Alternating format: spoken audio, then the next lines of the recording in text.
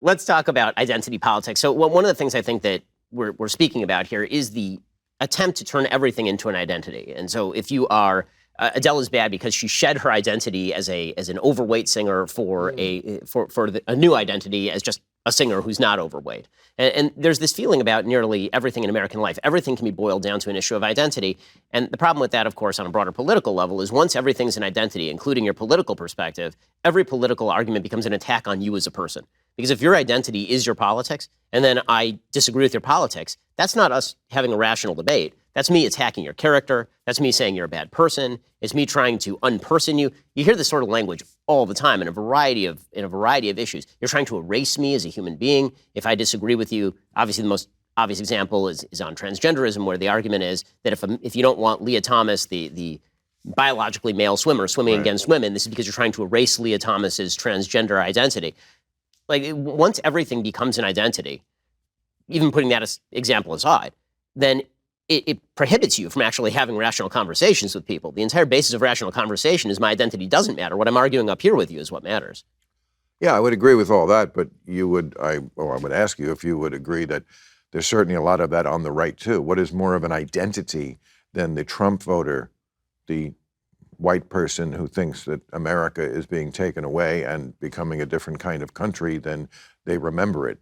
You know, let's make America great again, wink, wink, white again. I mean, that is also a type of identity politics, yes? I mean, for the people who actually believe that, well, sure. A lot of people. I mean, but I wonder how much of that is reading into somebody else's politics, your desired, character flaw. Meaning, you see that on the right doing that to the left, too. I mean, there have been good studies showing that people on the right tend to think that people on the left don't care about family, people on the left don't care about personal values. And then when you actually ask people on the left what they care about a lot of those things. Right. And on the left, you see the same thing with the right. If you voted for Trump, it's because you want to make America white again. It's not because you're concerned about, for example, taking the immigration issue.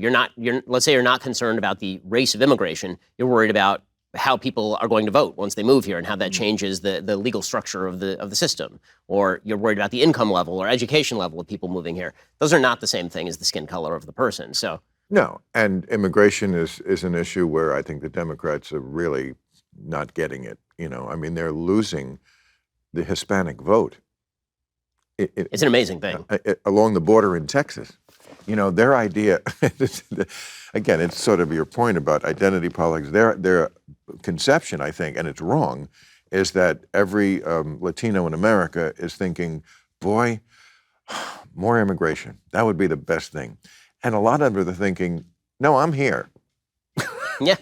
The last thing I want is someone else coming over who's going to do my job for a little less money. And, I wonder when this is going to sink in the Democratic Party leadership. I think it's going to be very difficult for them because I think that there was a sort of math that was done in the early part of the 20th century with people like Roy Teixeira writing about this, talking about how there was this new emerging Democratic majority. It was going to be a majority-minority coalition. As the demographics of the country changed and became less white, inevitably these minority groups would continue to vote at the same rates that they were voting for Democrats. So if you get more Hispanics, you get more black voters, you get more Asian voters, inevitably this would be sort of the new rising wave. And Obama really did model that in 2012. He had a very diverse coalition combined with college-educated white liberals. And so they thought this was going to be the formula here on out, and that was always going to be the formula. And it turns out, the guy who wrote that piece, he came out recently and he said, yeah, I got that completely wrong. It's just not true because the Hispanic vote, it turns out, is malleable. A lot of people who are Hispanic identify as white Hispanic, right? A lot of people who are Hispanic don't think of themselves primarily in terms of a certain racial identity that dictates politics. They may vote differently. I mean, Cuban Americans don't vote the same way that Venezuelan Americans vote, who don't vote the same way that Mexican Americans vote. The question is whether they're so tied into this sort of intersectional coalition where everybody is described based on their race, as opposed to a broad platform that anybody can ascribe to no matter what, that they can't get out of that sort of mindset. And it feels like sort of, I mean, I think that's the disappointment of Biden in some ways. Biden was supposed to be a moderate who was above all that, and he really hasn't governed that way. Right.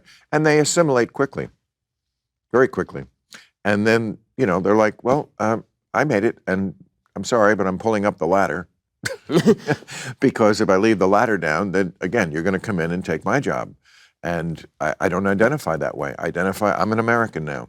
And that's sort of what we want. I can't remember, I read this recently, but somebody wrote an article and said that the Hispanic vote is starting to look a lot like what happened with the Italian vote. Yep. Or the Germans, or the Irish, or everybody except the Jews, who just kept voting Democrat forever. Right. But yes. But didn't the Italian become much more of a Republican bloc? And I mean, that could happen. And if the Democrats lose that, they're in a lot of trouble.